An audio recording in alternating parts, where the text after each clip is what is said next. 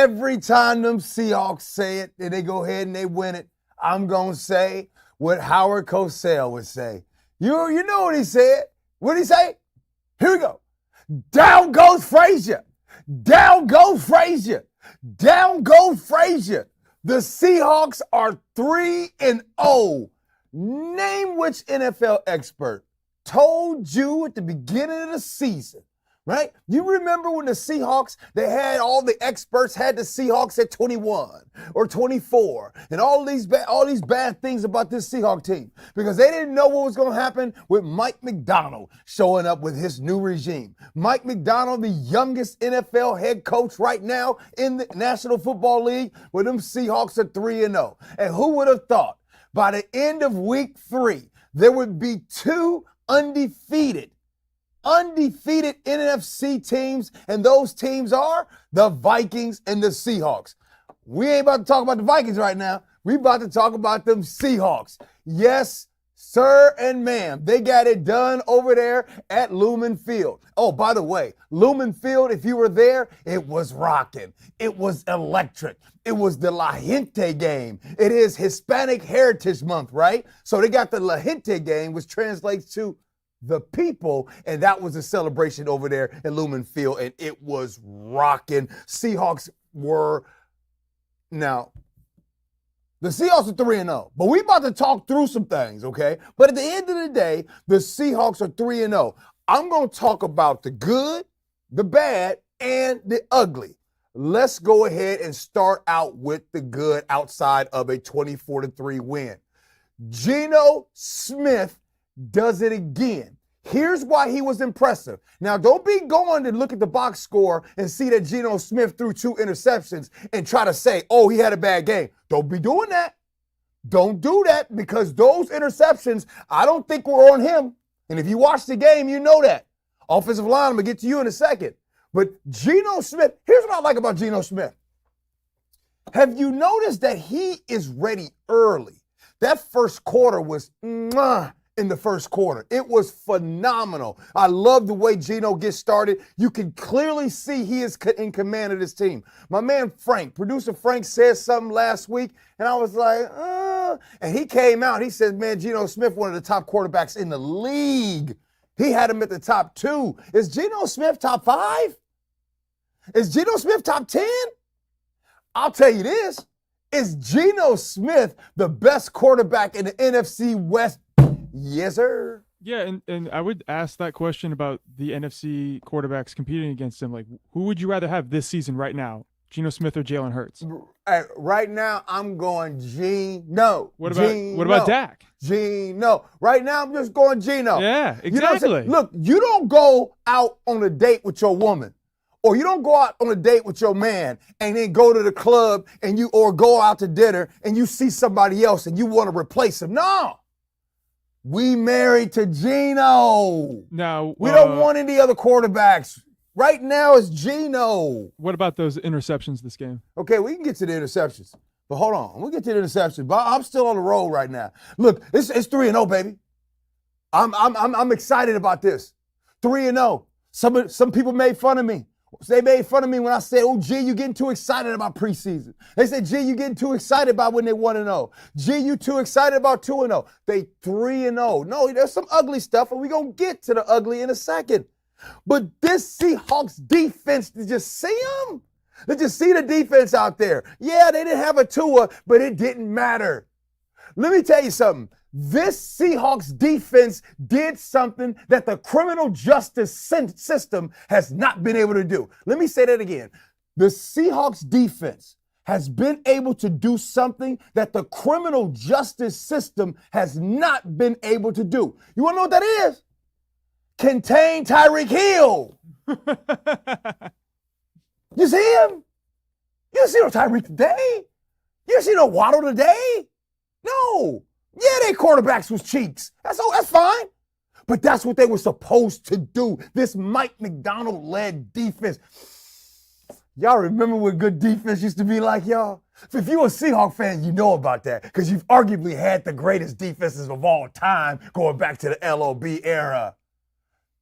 This is what I love in the presence of that LOB era that looms and where everybody thinks about and you talk about. No, you got a Mike Macdonald era defense that's hungry. And now, unfortunately, today we lost some guys. We lost 2 during the game. We lost Leo. Little ribs, they say. We'll find out more about that. And we lost the big fella, the first-round pick, Byron Murphy II. He had a hammy situation. So we'll find out about that. They were ruled out at the end of the game. But back to this defense. This defense was what they were supposed to do. They made those quarterbacks look awful.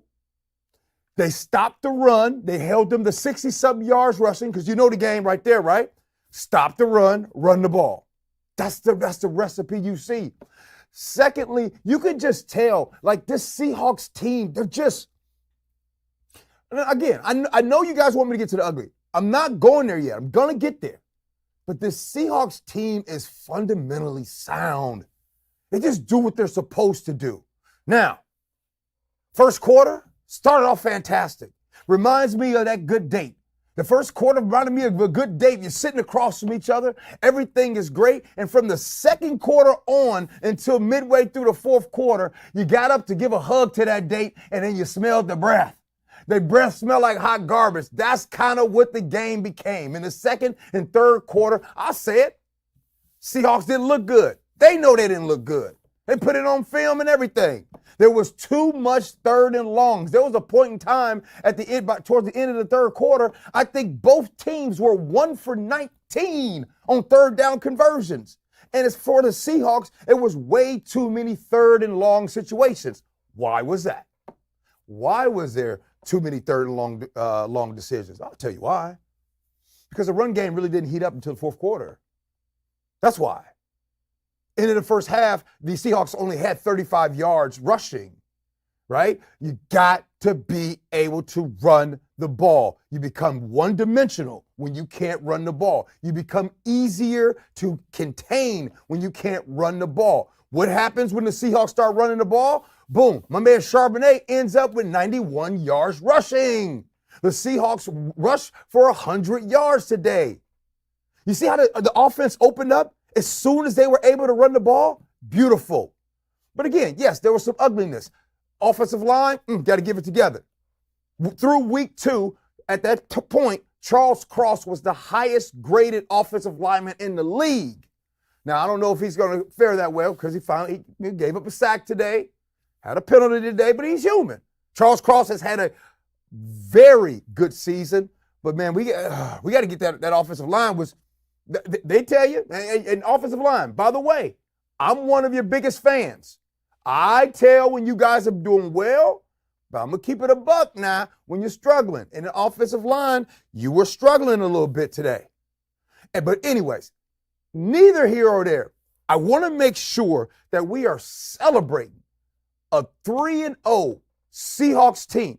A 3-0 team. Now, let me go ahead and start. And Frank, you can jump in. And I'm going to tell y'all the truth. Did I foresee starting off the season 3-0? Did you? Did you start off thinking the season was going to be 3-0?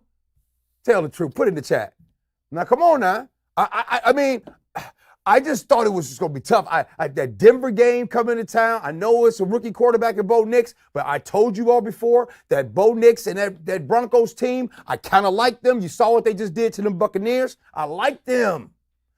But at the same time, I thought that was going to be a tough East Coast game. It was going to be Mike Macdonald's first travel game all the way on the East Coast. It was a 10 o'clock game for our time, 10 o'clock. Over there, it's going to be 1 o'clock. I was like, ugh. But then they got it done, and then you come home against the Miami Dolphins. Take care of business. That's what I'm talking about, baby. We are wheeling and dealing in this conference. So I'll agree. Frank has been getting on me. He told me I was too nervous, and I was. But I'll tell you what I'm not nervous about. I'm not nervous about two things There's 3 things that has me really confident. Not only about the Niners having a Super Bowl hangover. You guys know that. You see it, right? Not only are the Rams, they 0-3 yet? It's game over? No, they won. They won. The Rams won? 13-3 in the fourth quarter. They won 27-24. There's a second left in the game. Wait! Yeah, Niners are going to be 1-2. The Niners lost? Oh, the Niners lost? Boy, that Super Bowl hangover is real. And they lost Trent Williams. We don't know how bad the injury is yet. But look, I don't wish for no injuries. Trent Williams, I hope you good. But I'm not talking about injuries. I'm talking about that Super Bowl hangover. And by the way, we Seahawks fans, we know about that hangover, though.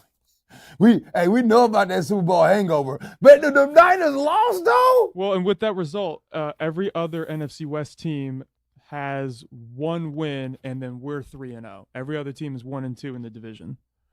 Oh, man. Come on now. Oh, man. Niners. And by the way, Niners, for all you, and tag all your Niner friends. By the way, all y'all Niner fans all over here, let me tell y'all something. You ain't done nothing. You keep going to Super Bowls and losing. Don't nobody remember and give a damn about second place. I know you're not thinking that that's a cookie, do you? When's the last time y'all won a Super Bowl? You haven't done nothing this century. And the Seahawks own you. So just don't forget that. Now, the next thing I just want to say is this. This is it for the Niners. You got to win it now or it's over. I mean, their own players are saying stuff like that in interviews and in podcasts. Like, Debo, they're already talking like that. It's over because you got to pay. You got to pay Brock Purdy.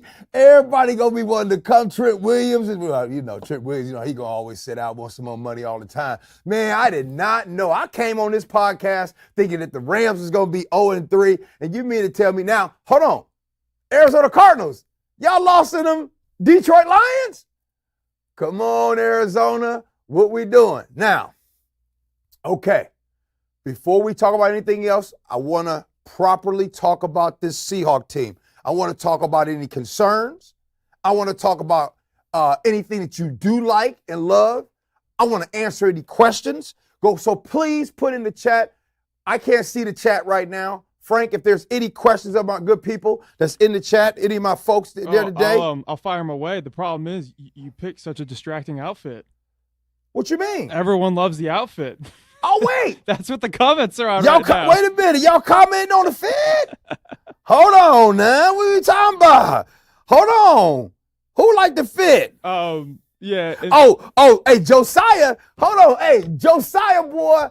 You got you and mama a new car. Man, Josiah, I need to get some of your money, Josiah. You got some nice cars, nice Jordans and everything. Okay. All right, let's see. One of the big things that is on people's minds is the amount of laundry that was on the field today and all the penalties. Yeah, I'm gonna tell y'all something though. And now look, y'all know when y'all came here. By the way, it's talking rain. Talking rain. But look, we can talk about the flags on the field, but let's keep it all the way a buck. The Seahawks did not play good. Their breath was stinking. Second and third quarter. So as far as them flags, I'm not getting on the refs.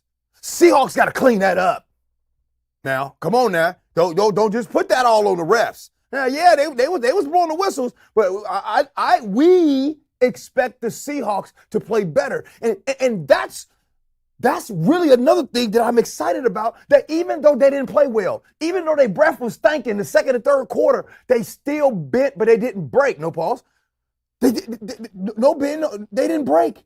They still play good defense, did what they were supposed to do. We weren't scoring, but the Seahawks say, you're not scoring either.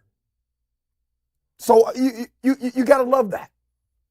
Any other questions in here before we go? Defense is great. This is what we've been talking about. This defense has been fantastic. Consistent. Hey, let me ask you a question. I was talking to a homeboy of mine. What's your thoughts on Devin Witherspoon? What's your thoughts on Spoon? He's one of the most popular Seahawks. He's one of the most popular Seahawks, but look, this is the after party, man. We're here on the reset. I like to have these conversations. I don't just want to be just thrown by it. What y'all think about Spoon? I'm asking this question because sometimes I don't know, maybe maybe what I want to say, I shouldn't say, because sometimes, I don't know, sometimes I be thinking he out of control a little bit. But then again, I don't know. He plays defense like crazy. I don't know. I'll leave him alone. Maybe it's just me. Yeah, I mean, he's got a bit of the DK Metcalf energy on defense, where they both might draw unnecessary roughness flags, one each game, as we saw. But that's part of the intensity that those guys bring. You know, you take the good with the bad with that. I mean, Legion of Boom led the league in penalties every year. You know, you take it with it. Yeah. Hey, you want to know who used to be a dirtbag? Hey, Seahawks fans, you know who used to be a dirtbag? And I used to remember everybody used to be so mad at him. But his name won't come up on those 2013 Super Bowl team. Nobody will really bring up his name. But you remember Breno Giacomini. Yes. That's right.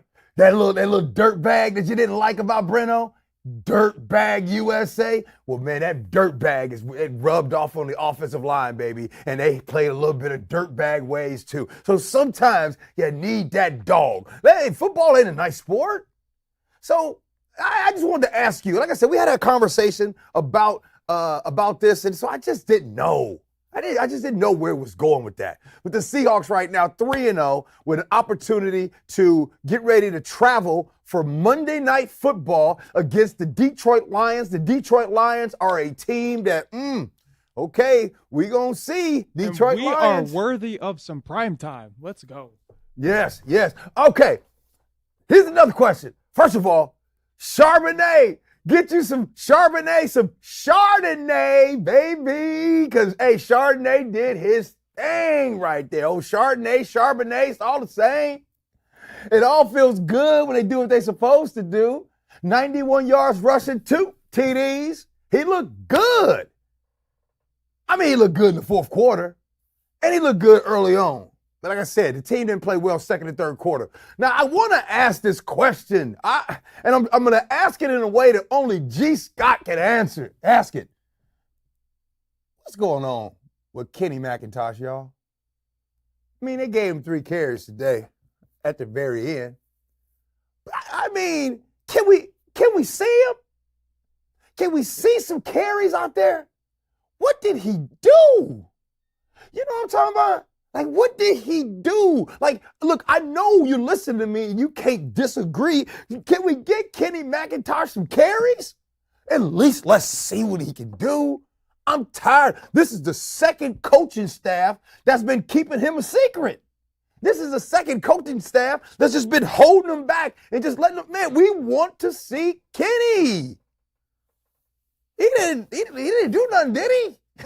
Is he on punishment? That was it. I knew I remembered. He got a touch. He had like an 8-yard run or something. Tony just in the chat reminded of it. And then Bradford had a penalty bringing it back. Oh. That was it. He did get 1 touch. Okay. Let's go on that offensive line.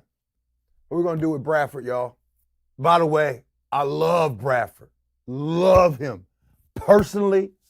And there's some people that's been like, gee, come on. And I've been trying. I mean, Bradford, they've been switching on and off, and then Bradford gets in, he gets that holding call, and then he's out, and then, man, Bradford, we got to get together, man.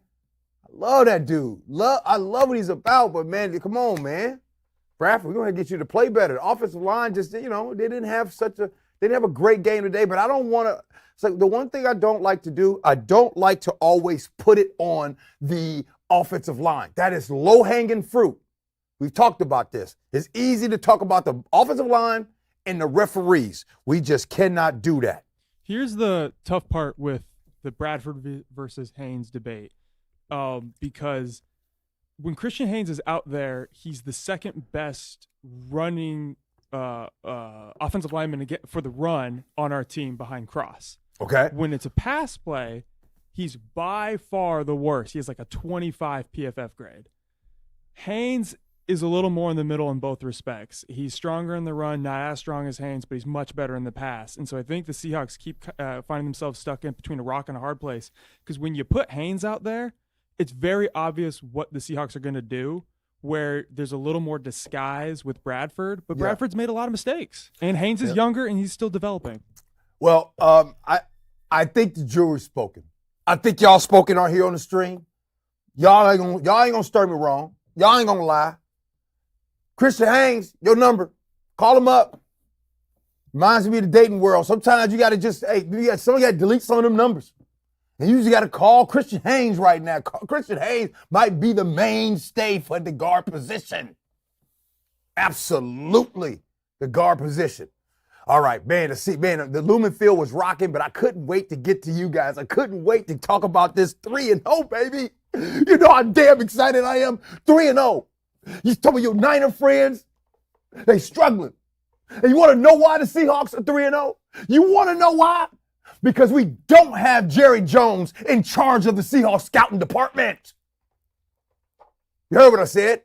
That's what happens. When you don't have Jerry Jones in charge of your scouting department, you're 3-0. How are the Dallas Cowboys doing with Jerry Jones in charge of the scouting department?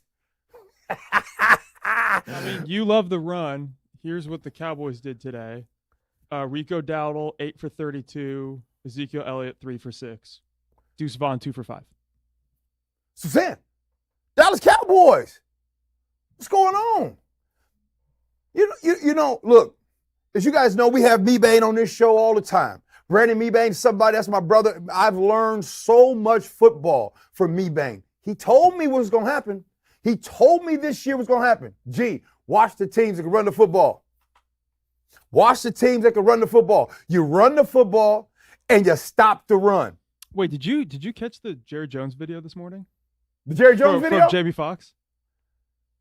Are you slow on my jokes, Frank? Oh, my bad. Are y'all not slow on my jokes, are you?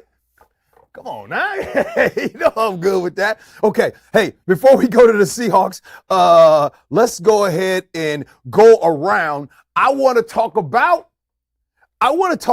one player.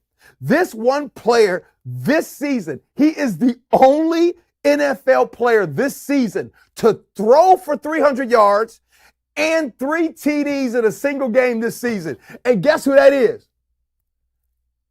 Andy Dalton. That's right. Andy Dalton and the Carolina Panthers was on fire today. Now, let me ask y'all a question. It's either one or two things. Either we are disrespecting Andy Dalton, or the Carolina Panthers don't like Bryce Young's ass. I'm for real. Because that's not even the same team. That Bryce Young got out there and just like the team that gave up. The rifleman, my man Andy Dalton get in there. Man, my goodness, these boys is balling. I just think Andy Dalton is good. That's why some of these backup quarterbacks gonna last for years and make plenty money. Because they not tripping. Oh, you want me to be the starter? Oh, you want me to go ahead and just massage the young guy when he comes in? Cool, no problem. Oh, you sitting him down on the bench? Oh, Andy Dalton, let me come on in. And you see what Andy Dalton be doing. I mean, he did that to the Seahawks last year during the Bryce Young stuff. Yeah. It was a 28-38 or 27-37 game, something like that. Like, he put up 4 scores. No doubt. So that happened out there as well. Shout out to the Panthers. The Eagles today, fly, Eagles fly, ran for 172 yards against the Saints. Slowed down the Saints and everything. Stopped them on the run because the Saints only rushed for like 60 yards. And that's Saquon Barkley and that rushing attack by the Eagles, 172 yards was beautiful. Beautiful. Oh, real quick, before I go across the NFL, I got to come back to the Seahawks. I got to give some love. Who was this? Somebody just said something. Oh, Hawks fan. Hawks fan and Tony, you just said something in the chat. Thank you. I needed this. Is Derek Hall a bad man? Is Derek Hall defense a bad man? Does he get the game ball today? That boy was active. And we needed him. We had some injuries at that part of the defense. We needed him for sure. That's a bad man right there. That boy is active out of Auburn. I know last season, the first time I ever saw him, I said, and by the way, the first time I ever saw Derek Hall, it was after practice, and he had came up, right? And I don't know if you've ever been in this situation. Have you ever been, fellas, have you ever been around somebody so big, right, that it made you feel insecure? You felt a little uncomfortable? You know, okay, if you've never been in that situation, then you must be like 6'5", 6'6", 300-something pounds. I'm just telling you, I'm not a small guy, but when I was next to Derek Hall, I felt like a little guy. You see what I'm saying? And I'm telling you right now, I felt a little insecure and uncomfortable because it was one of those things like, there's nothing I can do with that dude. But Derek Hall played fantastic. I got to give a shout out to him. So if any of his family sees this, hey, Derek Hall, let's go, baby. There we go. You look good. Anybody else on defense had a game that I'm missing out on? I mean, I thought the defense was fantastic. Well, there's a couple shout-outs for Knight, the rookie. Oh, yeah. You had to fill in for Baker. Baker couldn't face his old team. Hey, you know what? What grade would you guys give linebacker play this year? Look, call me crazy. I'll give him a nice little B+. I'll get a linebacker play a little bit of B+. I've been loving it this year. Loving the linebackers, loving the safety. Well, I don't want to just keep loving because that makes for a boring show, but you get what I'm saying. Right now, the Mike Macdonald era on defense is beautiful. Now, let's go back over to the offense. Well, one more. Because you've had an interesting relationship with this guy. Who? He was a corner. He was primarily watching Hill most of the game. Ooh. Reek Woolen. What do you got to say about Reek Woolen? Oh. He held Tyreek 3 for 40. Yo, did Reek Woolen pull over Tyreek Hill? Did Reek Woolen pull over Tyreek Hill and told Tyreek Hill, roll down your window? Man, Reek clamped Tyreek Hill. When the last time y'all seen Tyreek Hill look that human? Now, I mean, you can't put all that on quarterback play. Seahawks, we cuffed them. Hey, the Seahawks cuffed Tyreek Hill. Hey, man, I'm having too much fun. Oh, look, I'm sorry. Hey, share this. Tell it to everybody. Make sure you subscribe because I'm telling you, I'm on fire right now, baby. The Seahawks are 3-0. This feels good. I really miss this feeling. Don't you miss that feeling of wearing your Seahawks gear and you go everywhere? That's right. Y'all see it.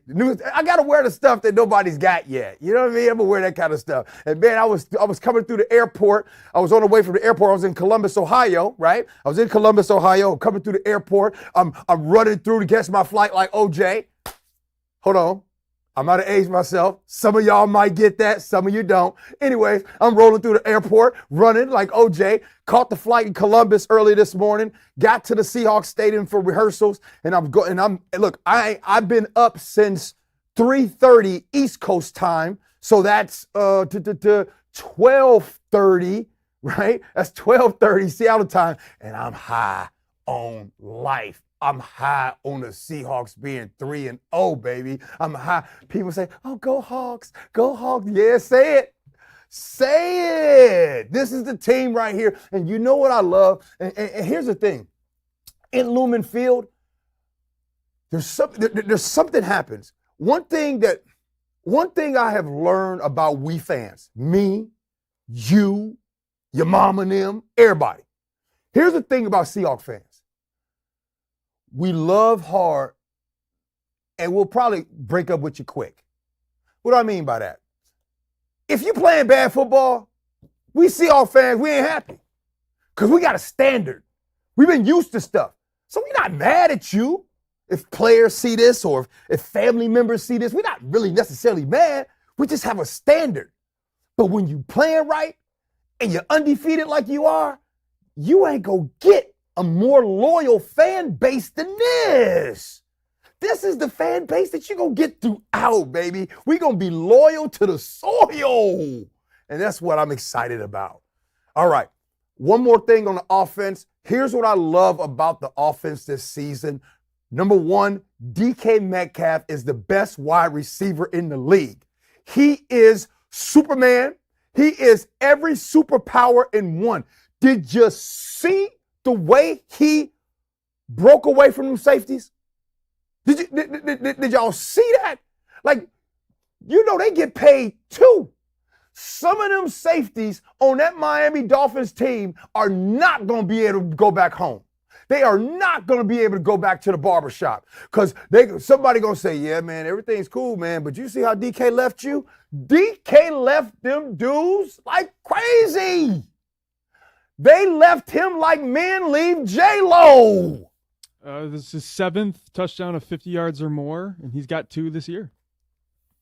I mean, the dude is he's superhuman. He's incredible. But what I like about this offense is there's so many ways that Ryan Grubb and his offense can beat you, the way they deliver in the footballs, this person. Now, I'm biased. I'm a JSN fan, okay? You guys know this. It's no secret. I was a little in my feelings that Jackson only had 1 catch early on and then another catch later on. But that's okay. I can be biased, but I do like the way Noah Fant, they're utilizing the tight ends. Noah Fant has 6 catches, right? Tyler Lockett had like 2-3 catches. So this offense right here, even though the breath was stinking the second and third quarter and at the beginning of the fourth quarter, it's okay. They are still getting it figured out, and they still are 3-0. The chat yearns for Bobo, though. They want more Jake Bobo. Yeah, I know y'all want Bobo, but right, not yet. I mean, I want Derek Young, right? I want JSN to have 10 catches every game.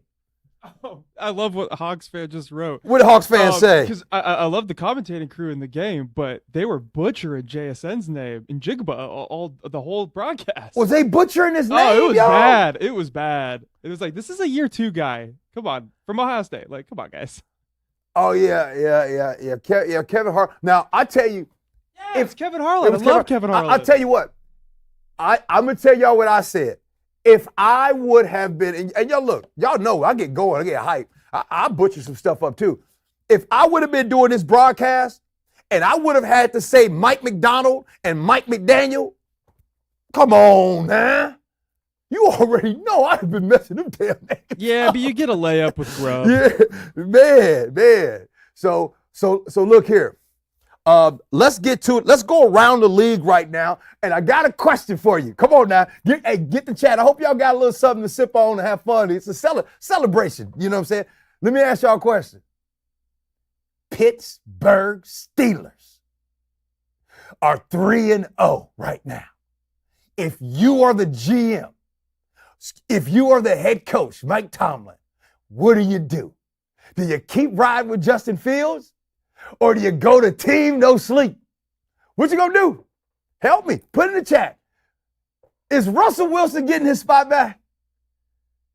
Or is this gonna stay a Justin Fields team? You know, the same Justin Fields that everybody trashed, the same Justin Fields that was in Chicago. And you wanna know what Chicago looks like? Isn't it funny that the Chicago Bears look exactly the same damn way as when Justin Fields was there? You want to know why? Because this is the Chicago Bears. That organization continues to be cheeks.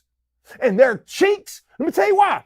In the first round, you draft a quarterback. So I'm assuming if you draft a quarterback, you're definitely going to get an offensive lineman, right? You're going to go get you something for the future, right? Because I know you're not going to get a wide receiver in the first round, because why would you get a wide receiver? Frank, what 2 wide receivers did they already bring in to not need a wide receiver? They got DJ Moore in the trade, and then they spent a lot of money on Keenan Allen. So why would you go and get those receivers, and then the next pick in the first round, you go out there and look, don't get me wrong, Romo Duze, great wide receiver.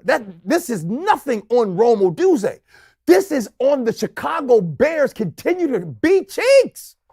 This is why the Bears are the Bears, and you look exactly the same. The game is won in the trenches, offense and defense. I just can't believe that. But back to the Pittsburgh Steelers. They're 3-0. They're running the football. They stopping the run. I wonder if this is going to happen. I wonder. What the chat say? Daddy Dennis says, honestly, though, Tomlin will keep them winning with either one. Really? You think so? I don't think Tomlin makes a move. I don't think Tomlin even thinks about making a move until maybe if they lose a game. But if they 3-0 right now and they go another game and go 4-0, let me tell you, matter of fact, I need to call my buddy from Pittsburgh right now. I haven't talked to my guy, Ed Leon. I need to ask him what the people in Pittsburgh are saying right now. But no, there's no way. Now. Well, and on Tomlin real quick, 3 weeks into the season, him, Kevin O'Connell with Minnesota, and then our guy, McDonald, for the Seahawks, you're looking like your first, contenders for the Coach of the Year award. Yeah. Well, hold on. Did you say Vikings? Yeah, Kevin O'Connell. Yeah. Hey, man, by the way, I got to give love to Jordan Nolan. What's going on with the Vikings? I didn't see this coming. Which one of y'all saw Sam Darnold resurrected his career like this? There's no damn way. I did not know that this was going to be like this. The Minnesota Vikings, 3-0. 2 NFC teams are undefeated right now. Seahawks 3-0, Vikings 3-0. Is this going to last? Is this going to stay the same with the Vikings? I don't know, but man, I got to tell you, these Vikings look good. And what are the Vikings doing? Not turning the ball over. Sam Darnold has been balling, and the defense low-key been nice. Who runs that defense? Who? It's Brian Flores. Oh, know Brian Flores. Wow, Brian Flores. Okay. All right. So we covered the Steelers. We covered them. We do have to figure out what's going to be happening with these injuries for the Seahawks. We got Leo Williams. He left the game, did not come back with ribs situation. And then Byron Murphy II, his hammy, he was ruled out, and he won't be back. And, man, let me tell y'all something. A hammy on me and you and Frank is one thing. A hammy on a big fella is another. You see what I'm saying? Like, all hammies ain't the same. So, big fella, I hope he's okay. We're going to see what's going on with that one. The positive news with both those guys was that it was reported they both walked off on their own power at least. So right. That's one positive. See, Jordan Nolan, I got this hoodie online, man. Let's see. Tony wants to know if Chenna is going to be coming back next week. I don't want Chenna to come back yet. I want Chenna. He probably might be. I don't want him to rush back. I don't think the Seahawks want him to rush back. It's a long season, everybody. Long season. Let's get him a couple weeks to kind of get into the fold. Do you feel the same way about Ken Walker? Ken Walker the third. By the way, Tony, hey, moons over my hammy at Denny's used to be the stuff. Did anybody used to get moons over my hammy at Denny's? Because that was it right there. And then one day, oh, you got it, Frank? Oh, yeah. And then one day you went into Denny's. Can I ask y'all a question? Because there was a time, I don't know if it was an age thing, but there used to be a time in my life after the clubs, I used to hit some Denny's. Fairway, definitely used to hit the Denny's down there. Boy, Denny's used to crack. And then one day I went to Denny's and I said, man, this is bad. This food is not good. And I've tried it again. Man, I just can't get, and the moons over my hammy don't taste the same no more. What happened to Denny's? All right, I ain't trying to have no question about no Denny's. That's a fair question. It's America's diner. What happened to America? What happened to Denny's? Hey, man, Denny's used to be good. Look, I ain't gonna lie to y'all. IHOP still cracks. Hey, IHOP still cracks. You can argue with whoever you want to. IHOP still cracks, man. It's hard to mess up pancakes. Well, and I live near the 24-hour one, so. Yeah, you live near that one? Yeah. By Seattle U? Yeah. Hey, cracks. Hawks fan said Denny's or Sherry's?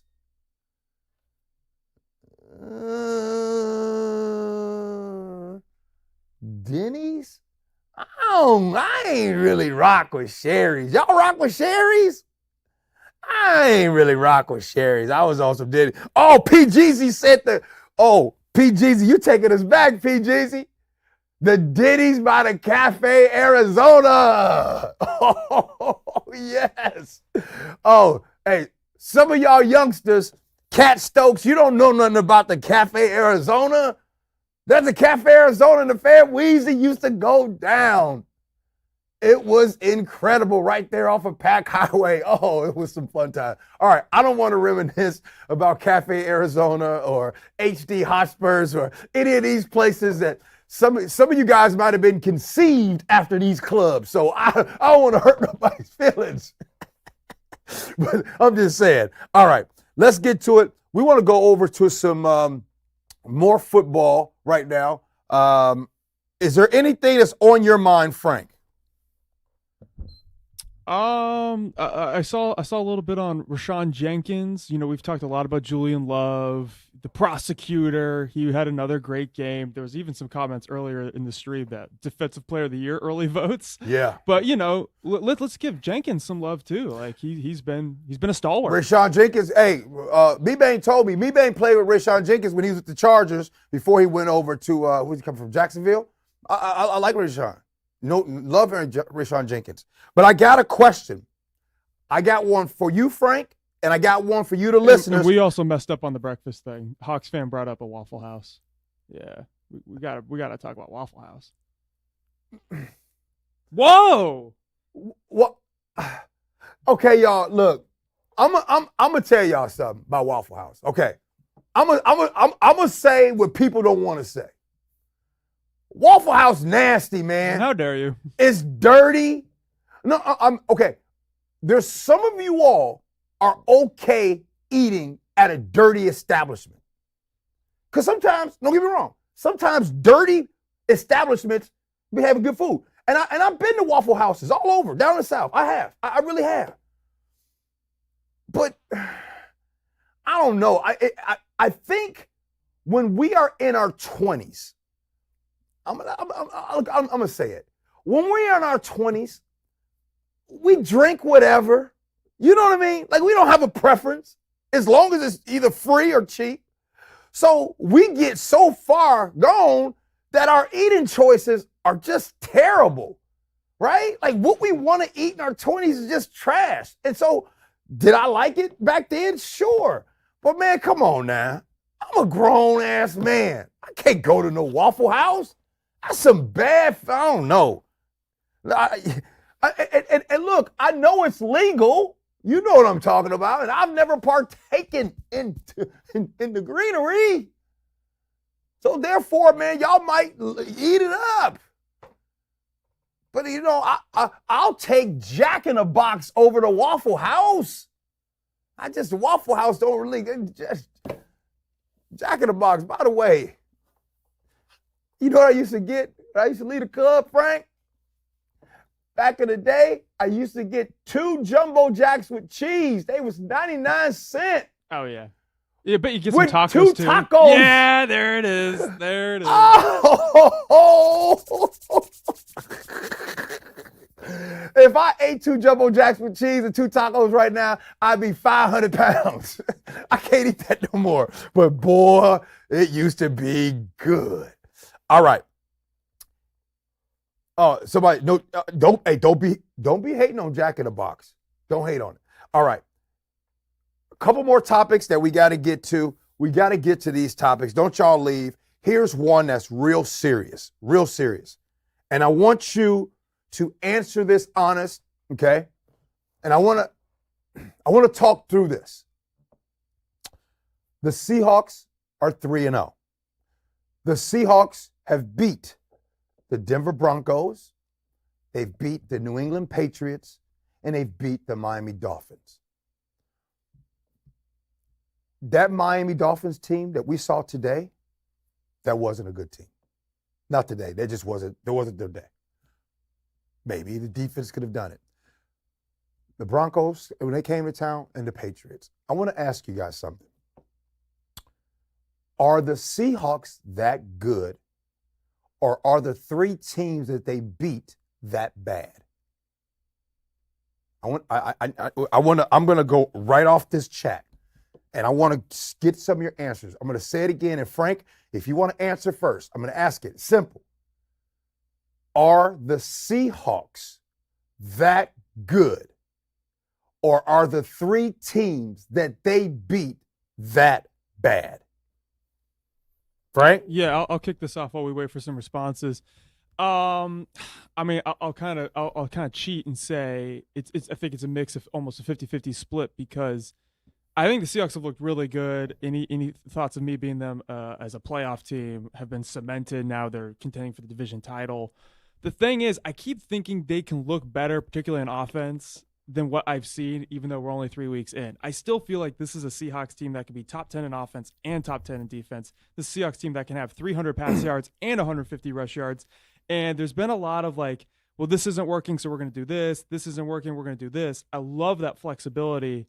I want to see us hit our apex at some point this year, and I really don't know what that is because the schedule does get tougher. Okay, so let me ask you. Okay, let me make it easier for you. I see Josiah, untouchable Hawks fan. Vicky says it's both. Jordan Nolan says they're mid. AZ Hawker says we've played mediocre teams. Okay, let's try to get the average here, Frank. Here's what we're gonna do. Well, one thing I want to add: we've played two good coaches. I mean, you and I don't like Sean Payton, but we have played two good coaches, so that is something. Right. Some would argue 3 coaches, right? Scale of 1 to 10, 10 being the absolute best. What do you give the Seahawks as a team right now? Ooh. Scale of 1 to 10. That way, this is easy for us to talk about. Let's get the numbers rolling. Scale of 1 to 10. Give me your honest answer of what you think this team is right now. Scale of 1 to 10. I think I'm at an 8. What about you? I'm at an 8. Should we go decimals? Maybe 8.5, or you're leaning more 7.5? Frank, you put 8. Jordan Nolan, come on now with the 6, Jordan. Ouch. Jordan Nolan. For 3-0? Jordan for 3-0. Stop it. Stop it, Jordan. Now, here's why you can't give him a 6. You cannot give him a 6. Number 1, you can't give Geno a 6. Number 2, you can't give this defense a 6.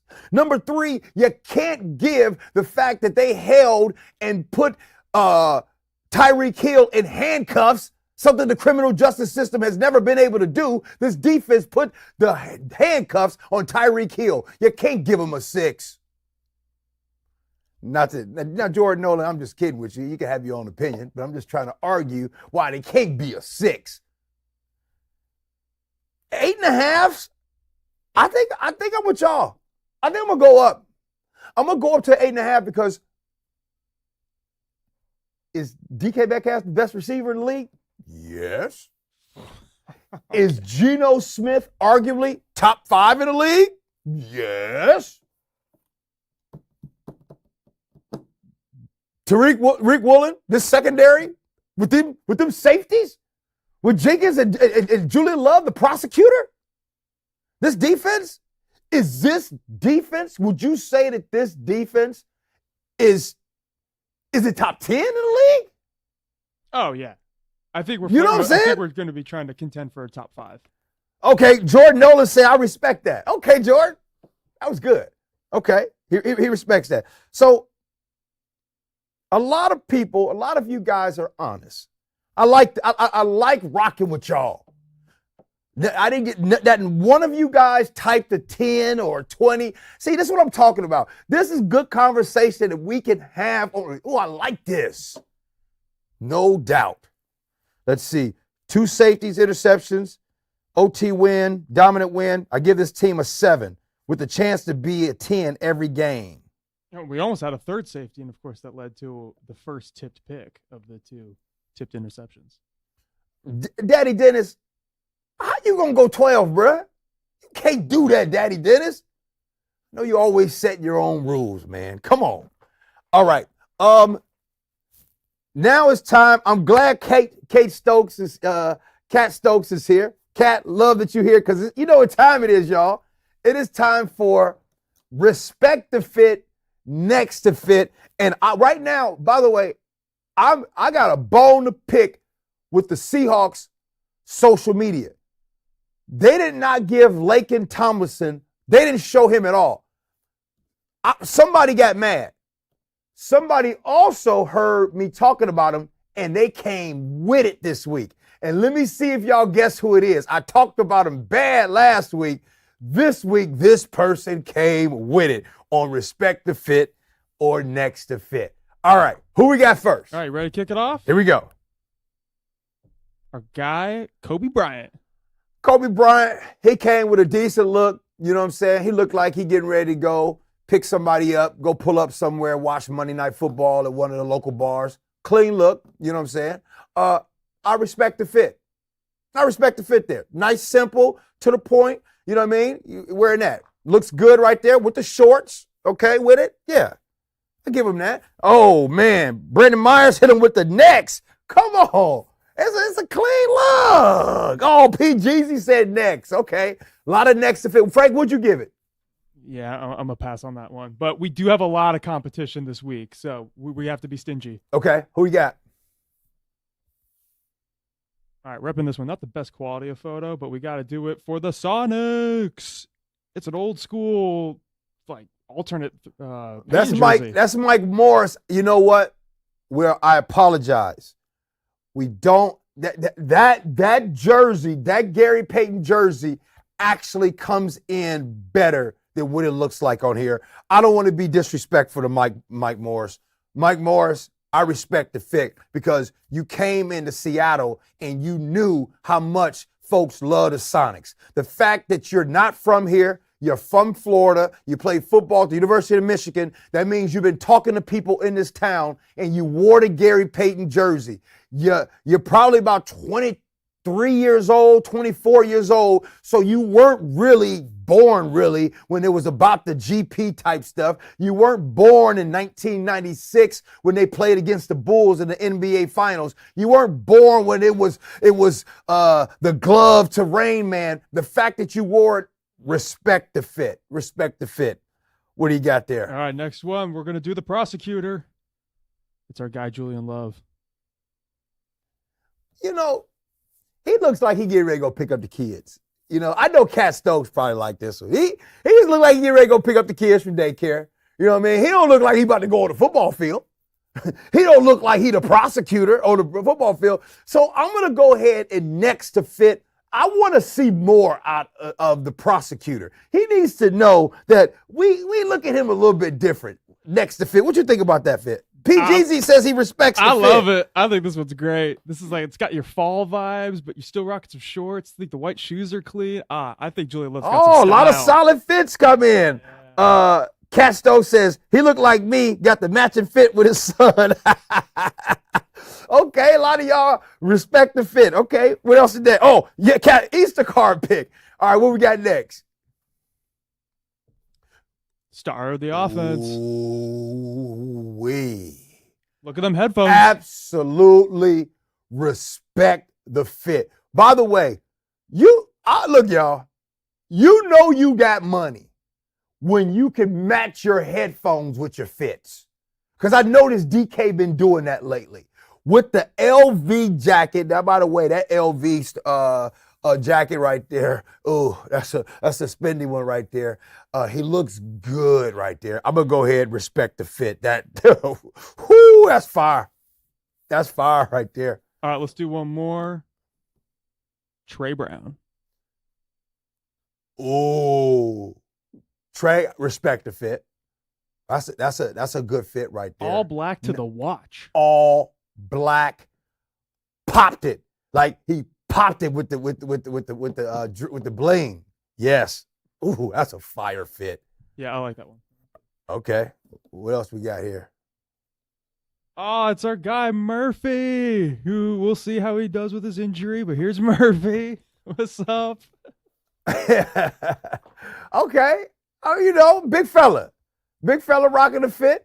You know, something that by the way, I know this is off topic, but y'all think, is Drewski funny to y'all?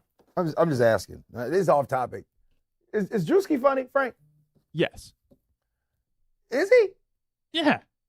Yeah, big time. You don't think he's funny? Maybe it's a generation thing. Because I'm still slugging away my greasy Jack in the Box at 2 in the morning, watching Drewski videos. Maybe that's what it is. Yeah. I'd be thinking like, man, is Drewski funny? So, all right. Oh, you ain't got no more for us, Frank? Oh, we got a good amount more. Here's our guy, JSN.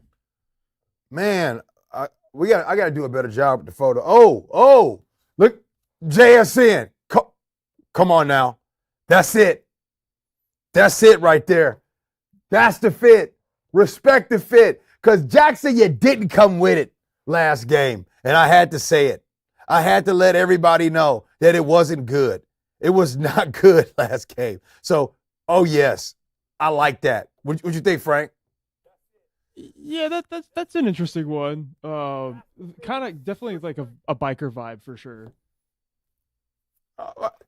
I mean, you got. Wait a minute. Did y'all go next to fit? I hope y'all didn't go next to fit right there. All right, here we go. All right, let's do the next one.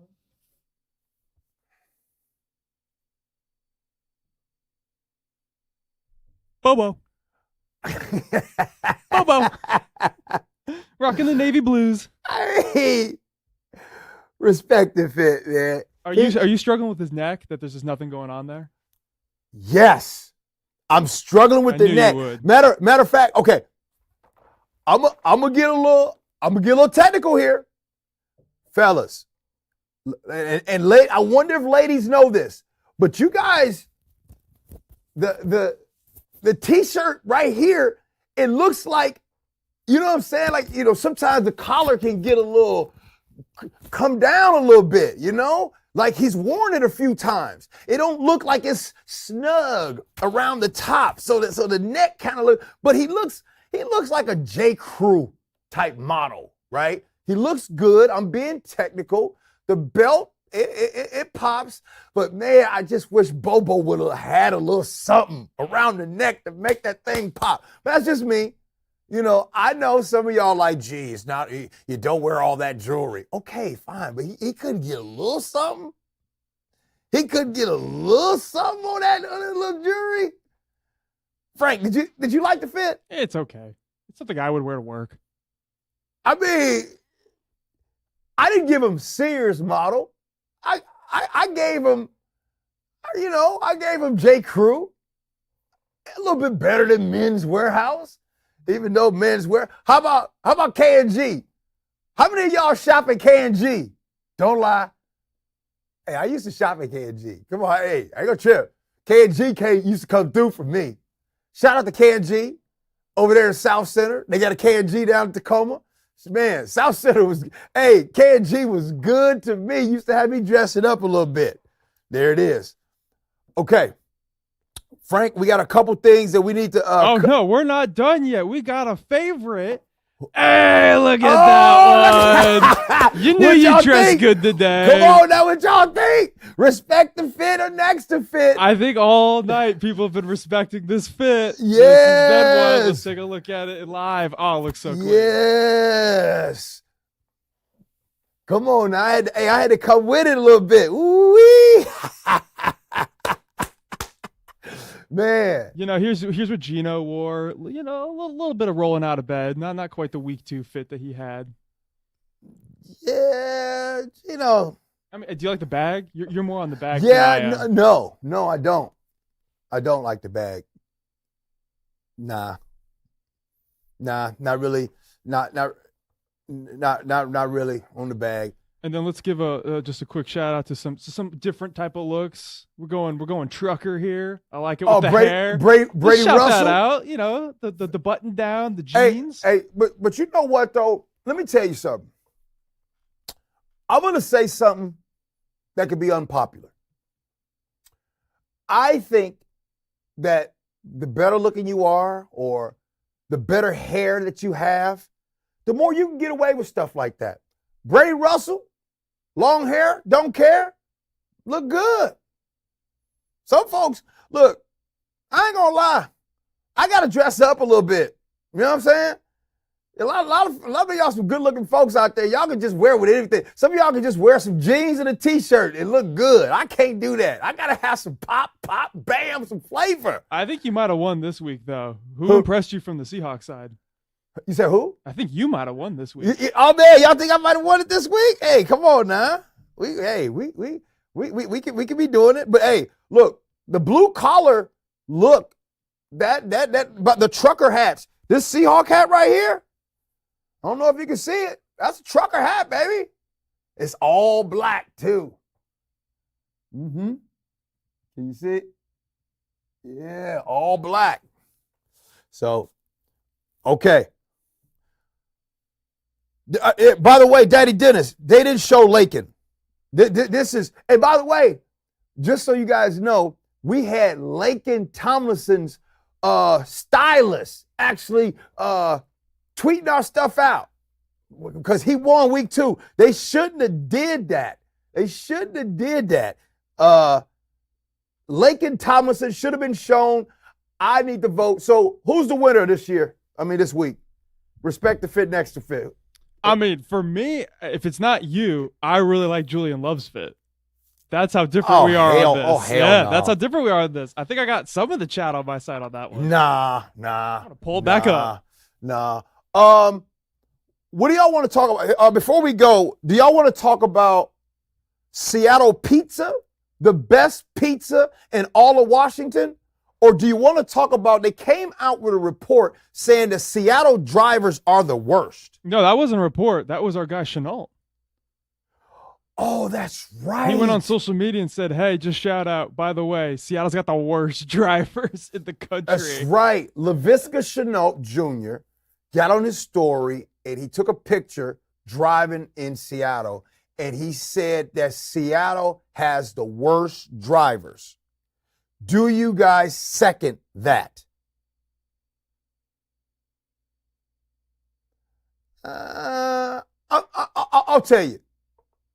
Here's why I don't think Seattle or the state of Washington has the worst drivers. I'll tell you why. I think California has the worst drivers.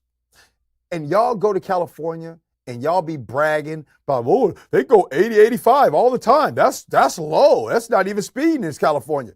I don't want to be on no damn roads where they speeding 80, 85 miles an hour. Y'all can keep that. I want to be here where people, look, there's bad drivers everywhere, right? We can do this in every place. They say they bad. They drive bad in Dallas. They drive bad in Chicago. They drive bad here. They drive some bad drivers everywhere. But I'll take here over other places. What's so disrespectful about that is he's saying that after spending the first part of his career in Florida. Talk about bad driving. That's what I'm saying. Look, and I've spent my fair share in California. There, Sacramento. That's probably where I think the worst driving. San Francisco, they're all very skilled drivers, and they all just drive insane. And then LA is Mad Max. Yeah, there's definitely some bad spots in California. Yeah. Oh, now, Cat Stokes, you win. You win, Cat. Washington, why are you so awful at merging? Why? I don't get it. Did y'all not cover this? Why do y'all not know how to merge? Why are you getting on? What happens that you don't know how to do this? That is the one thing that really stands out to me. It is awful. Now that and those Cybertrucks. Yeah, those Cybertrucks are awful. By the way, in Dallas, I'm in Dallas. Those, and I don't know if you guys have ever been to Dallas, but if you have, like, you make one wrong turn and you're like 10 minutes out of the way before you got to turn around and get back. When I was in Dallas last year, the Seahawks played against Dallas. I was struggling, y'all. I kept missing the wrong exits because it'd be an exit here and an exit there. And you think it's kind of confusing there in Dallas. It was not easy for me. I'll tell you, there's 2 places that I don't like to drive in. 2 places. Dallas, Texas, Portland, Oregon. Them one ways in Portland make me want to slap somebody. I cannot stand ride down in Portland. Man, don't like it. Last topic before we go. We did burgers. We've done steaks. Now it is time for the pizza conversation. And give this some context, because this happened earlier this week. There was a study. Right. So there was a study that I did on my regular, my morning show on Cairo Radio. And they did a study that came out, and I wish I had it with me right now. But in this study, not only did they have Seattle as top 10 places in the country for pizza, they had Seattle at number 2. 2 in the country for pizza. That is crazy. How? How is that possible for Seattle to be number 2? So, now that we're talking about it, let's go ahead and get to it. Give us one place that you would say, this here is the pizza. And by the way, when it comes to pizza in the country, there's 2 places. Chicago, New York, period. You don't beat them. And Chicago is number 1. Geno's East.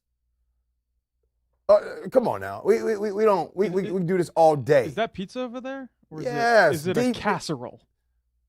Now, here's the thing about Chicago. Chicago got the deep dish, right? That's for the tourists. But if you know people from Chicago and you really know, then you know we got the thin crust too, baby. So it goes down. But I want to talk about, let's leave it for here. Let's go state of Washington. Frank, do you have any pizza places, or you haven't been here long enough to really get down? Oh no, I've definitely been here long enough. Mario's in Capitol Hill is probably my go-to spot for by the slice. We get a lot of Pagliacci's at work. I'm not the biggest Pagliacci's fan. Be curious your take on that. It's all right. It's cool. When I first moved here, I'm pretty down on Seattle pizza. I haven't had a lot of great. So much to the point that I think I could count on one hand, definitely 2, how many places I prefer over my $2 Costco. No, you tripping. And by the way, correct me if I'm wrong. Now, there was a place that I used to go to all the time. They closed down. But I heard last week, because I brought this up on my show, I heard that they have come back. Did Pegasus come back in West Seattle over on Alki? Now, I'm going to tell you right there, that used to be my spot. Now, I heard, they had closed down. I don't know if they're back at all, but man, Pegasus, that used to be the spot right there. But this is how I know that pizza isn't number 1 as far as, or number 2 in the country in Seattle. Because I think it is so subjective, right? Like there's really no dominant. I'd say that Zeke's Pizza, that's a very popular one. That's a good one. When my kids were younger, when they were in high school, I don't know if Mod Pizza is still doing it up, but Mod Pizza was killing it. They were doing well.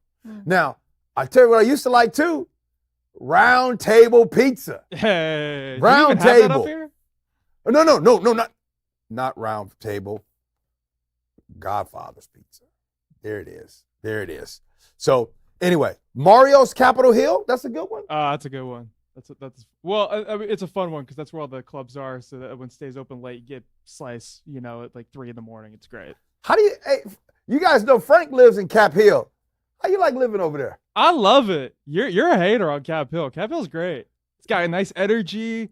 Like, there's all this conversation about Seattle's downtown dying. Yeah, it's just because Cap Hill like took it over. Like, that's the place to be. That's the fun place to be. Yeah, there's some areas that you want to maybe avoid, but no, it's a great time. Do you go out in Capitol Hill? Yeah, a little bit. My girlfriend lives right on that Pike Pine area, right when it starts getting busy. So we're always kind of like adjacent to it, even though we're like turning in by like 9-10 o'clock.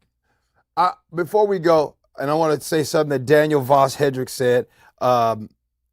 Daniel, I want to say this.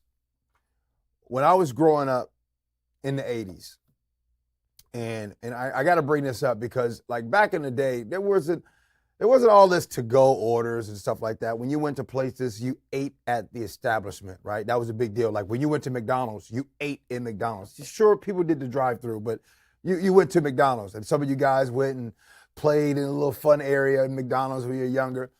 But Pizza Hut, yo, Pizza Hut, when I knew that we were going to Pizza Hut, all I knew is for some reason my parents, I don't know, it was weird. Like I couldn't really have, any soda. Well, we call it pop in the Midwest. They were really strict on that a little bit. But when we go to Pizza Hut, I could drink all the soda I wanted to. Pizza Hut used to be like Disney World to me, man. Like that, for real. Like even the sight of Pizza Hut, even to this day, even when I have Pizza Hut today, even though it doesn't compare to Geno's people or Lou Malnati in Chicago, all that, Pizza Hut pizza to me is nostalgic. It reminds me of my childhood. And I don't think you can appreciate Pizza Hut. You have to be at least Gen X or baby boomer to really appreciate Pizza Hut. It's the only way. Respect that. All right. Before we go, let's do a quick preview, Seahawks Lions. Yeah. Before we go, Seahawks Lions Monday Night Football. Coin flip. It's going to be a tough game. It's going to be a tough game. You have a Detroit Lions team that it is very well coached. The energy out there, the fan base. My best friend is living out there in Detroit, former Seattle Seahawk Rob Sims. He's out there. The city is behind them the same way the Seahawks are behind, the Seahawk fans are behind their team. This team out there has some veterans. They have very good O-line play. They can run the football. They got a legit two-headed monster running the ball with Montgomery and Jahmyr Gibbs. It's just an awesome offensive line. You know what I mean? Their offensive line are a bunch of bullies and dirtbags. And you guys know, if you heard me talk about dirtbags, I mean that in a great way. They just maul you, right? This offense has wide receivers, Jared Goff. Look, this is a very good Detroit Lions team. So this is a Seahawk team that has to go out there, and they have to be able to run the football. Am I a little concerned? Meh. Do I think K9, Kenneth Walker III, will be back? No, I don't. You're asking me why? I'll tell you. Matter of fact, I just brought my buddy up, Rob Sims, and his oblique. I remember when he did his oblique, and I remember the stuff that he would go through, the pain, the tough, hard to breathe. That oblique is no joke. Watching my buddy go through that. He came back after 4 games. Felt like he should have waited 6, but he did come back after the 4th game. Do I think that's what's going to probably happen? I don't know. I'm not a doctor. I don't know anything. I'm just giving you guys my opinion when it comes to Kenneth Walker III coming back. The Seahawks need him. No doubt about it. If they don't have him on Monday Night Football, then I hope to see Kenny McIntosh, because they're going to need that boom, boom, boom, that 1-2 punch. I don't know about this 18, 19 carries for one and 3 carries for the other. I don't know about that. But the answer to your question, and we're going to talk more about this. We are going to have some guests on the show this week, and I'm sure Brandon Mebane is going to come on the show, and we're going to talk about it. But this is going to be a tough game. This is going to be a tough Monday night game. The country is going to be watching this. But you know what? I like the Seahawks' chances because for some reason the Seahawks play well on primetime football. It's like a 75-plus winning percentage on primetime football. So I'll take it. I'm looking forward to it. And I think Monday Night Football, I don't have those stats in front of me, but they do as well on that one as well. So this week, we'll have some guests on the show. Brandon Mebane will break down those Detroit Lions, see if he can find out any tendencies. But another thing, need Leo. I don't know. He didn't finish. He didn't finish the game. He had the second most hurries and QB hits in the league. Look, make no mistake about it. You need Leo Williams. So hopefully he's out. He'll be able to come back. We'll see how that goes. And then Byron Murphy, second. We'll see what happens with him. He didn't finish the game either. He had a hammy. So, look, the Seahawks are going to have to be firing on all cylinders. This is a good football team, and it's going to say a lot, right? So you got that game right there. And correct me if I'm wrong, but after that game, do they go on the road somewhere? That's a Monday night game? I don't have it scheduled in front of me. So they're on the road for Detroit, and then we get to host the Giants. Oh, host the Giants, and then after that Giants, a quick game, Thursday Night Football. Yep. So look. Against the Niners. The next 3 games, Detroit Lions, New York Giants, San Francisco 49ers. Can they go 2-1? Would you take 2-1? I mean, 3-0 would be great. 3-0 would be fantastic. But I'll take 2-1. And that one not being the Niners.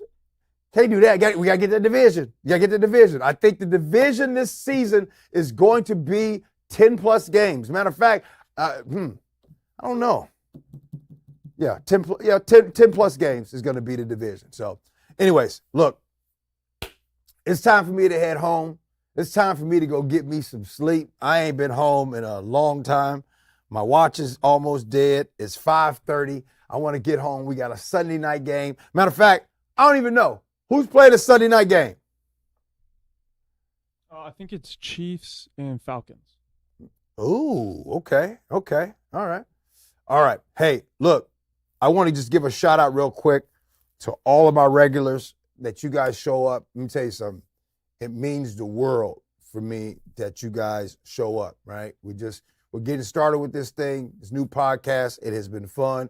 Really appreciate producer Frank and his efforts for what he does. And then, of course, I got to give a shout out to Paul and our Bones upstairs. So thank you. And seriously, for you guys hanging out the podcast, thank you. You know what I mean? Like, I wish there's some stuff in the works, but just know this. We're gonna have some fun with this thing, man. We are literally just getting started. One of the things that I do want to do, I talked to my bosses about, and some of you guys that live here in town that are loyal, I think what'll be good one time is we might have it set up where we might have a live studio audience, right? So we might be doing one of those things. Also, we got to get a watch party. That's going to be happening. We got to get a watch party as well. So again, I just want to say thank all you guys. Really appreciate you guys hanging out with us. You guys have a great rest of your week. Text your Niner friends. Let them know that they are not in first place in the division, that the Seahawks are. Text your Cowboy friends.